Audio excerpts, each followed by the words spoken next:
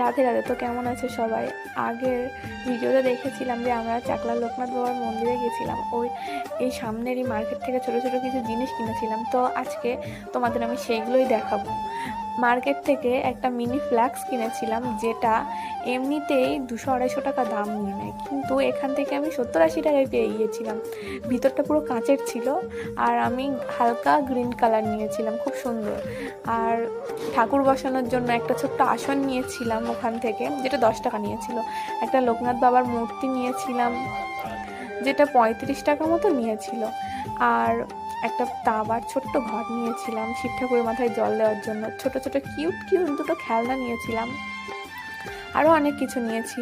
একটা কামড়ি নিয়েছি, একটা আয়না নিয়েছি ছোট্ট, যেটা হামেশাই ব্যাগের মধ্যে, একটা ছোট ব্যাগের মধ্যে ধরে যাবে। একটা ছোট পার্স নিয়েছি, যাতে আমি সঙ্গে সঙ্গেই টাকা নিয়েছিলাম। তো পার্সটা অনেক রকম ছিল, আমি ব্রাউন কালারটা নিয়েছিলাম। আর একটা ফ্লোটিং পেন নিয়েছিলাম, এটা আদৌ ফ্লোটিং কিনা সেটা দেখা যাবে। তো আশা করি ভিডিওটা তোমাদের ভালো